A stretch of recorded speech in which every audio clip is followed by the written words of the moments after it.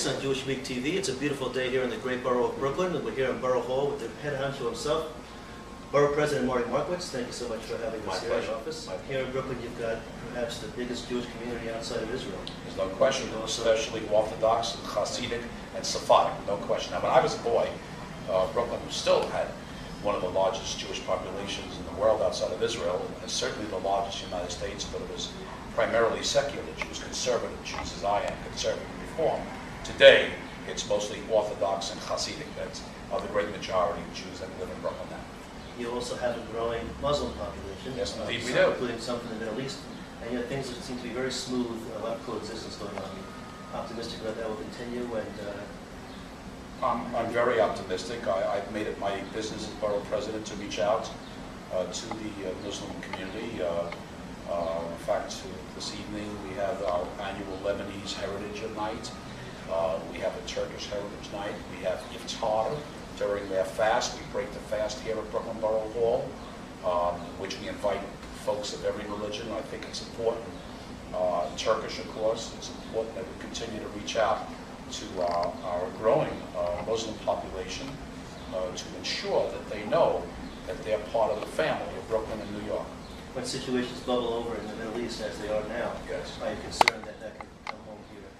What I'm concerned about is that two great democracies, Israel and Turkey, have a challenging relationship today, and that disturbs me greatly because countries like Iran and other nations benefit when two great democracies have a difficult relationship. I only hope that sanity prevails and that Turkey understands that Israel is the beacon of hope for the entire Middle East and ultimately them. And Israel has enjoyed a great relationship with Turkey. And Turkey's there has been no better friend of a Muslim majority nation than Turkey to Israel. So it's sad to see this happening. And I hope that we can move ahead and reestablish strong relationships that the countries enjoyed previously. But you haven't seen those kind of tensions spill over to Brooklyn? I have not seen it. The truth of the matter is that the Muslims that live here interact with Jews every day of their lives. You cannot but not interact. I think a little of us is rubbed off on them, as every other ethnic group impacts every other. It's been almost 20 years since the terrible events at Crown Heights in 1991. Are those tensions completely erased now, or is it something that really has to be tended to every day? Well, both the black and the Hasidic community have worked very hard to reach out to each other. Now, you understand, of course, because of the strict religious laws that Hasidim, in this case Lubavitch, live under, it's very difficult for a true social relationship to flourish. And that is that the Hasidic Jews can't eat food that African Americans eat at their homes, for instance. As you know, men and women, by and large, are separated at public events. But within the context of the limitations of religious beliefs, the relationship between the Lubavitch and African Americans are far better than it was. And every day is a day in progress, is the best way to put it. But the good news is that the Lubavitch are very, how do you say it, very progressive when it comes to reaching out to their neighbors and involving them in efforts that bring about greater understanding between these two major groups. You have potentially here in Brooklyn a tremendous number of terrorist targets, soft targets, as they might call it. The Department of Homeland Security has slashed the amount of money available in New York City. Are you confident that we have enough to protect these institutions? I can't answer that, but I'm confident enough that Senator Charles Schumer, who's number 3 in the United States Senate, and who may be number 1 in the days ahead, that he will fight to the dickens along with Senator Gillibrand to ensure that New York City gets its fair share. There is no question that New York City, and Brooklyn is part of New York City, I always say it's where New York City truly begins,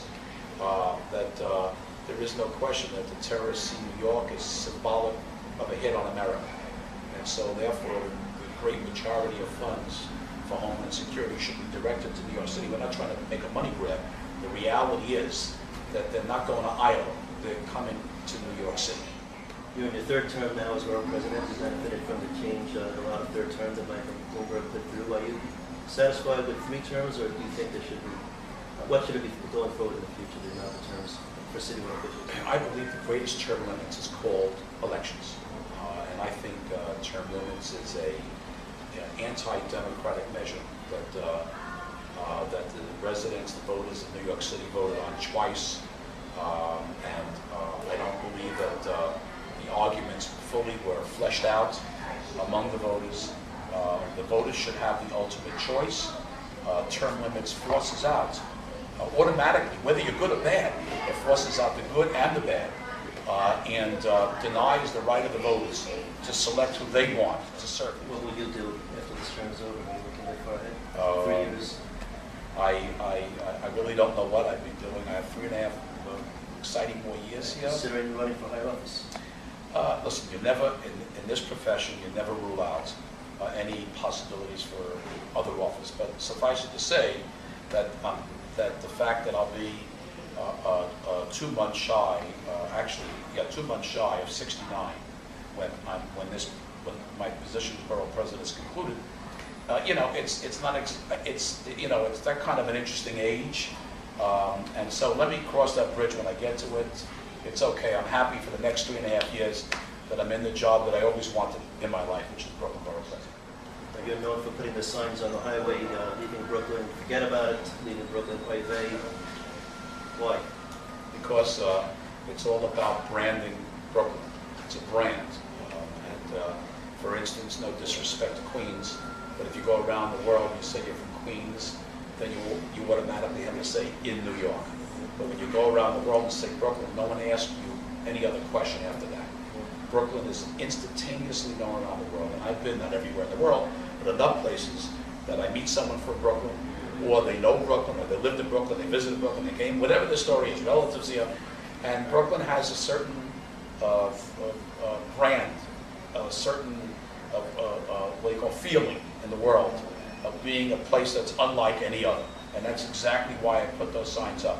When you come into this space, aka the Republic of Brooklyn, you're in a very special place. That's very different than anywhere else in America. We're probably the most Michiganers than anywhere in the country, if not beyond. And characters. Okay. Last question I have to ask, there were allegations made by a former employee. There's a lawsuit charging workplace harassment. What can you say about that? Listen, when you're in public life, let me just tell you something. The newspapers, unfortunately, are eager to print anything that anyone says about any elected official. That's what they live for, unfortunately. Rather than really look into allegations, they'll just print it. As simple as that. And it's unfortunate, but you sometimes have to face folks that you have to ask to leave your employ, and they become disgruntled. It's the best way to say it. I can assure you that the majority, or almost the majority in this building, are women, and that most of my senior directors are women and mature. So, I mean, I don't look at men and women. I look at them differently, of course. But in terms of work, what I'm concerned about, can you do the job? And do you succeed? Do you achieve? And then you can work with me. And so, I don't know what else to tell you. Where can I go? Is there no truth to the allegations? Absolutely no truth. It's just baloney. But in this profession, the things over the course of the years that I'm in public life that I've had to read about myself, it just goes with this job. Brooklyn Borough President Marty Markowitz, thank you so much for joining us. Can you give us a forget about it? Forget about it. And the reason why we say that is some of us in Brooklyn don't pronounce R's, or we don't pronounce H's. I'll give you an example. We say mother, we don't say mother. We say father, we don't say father.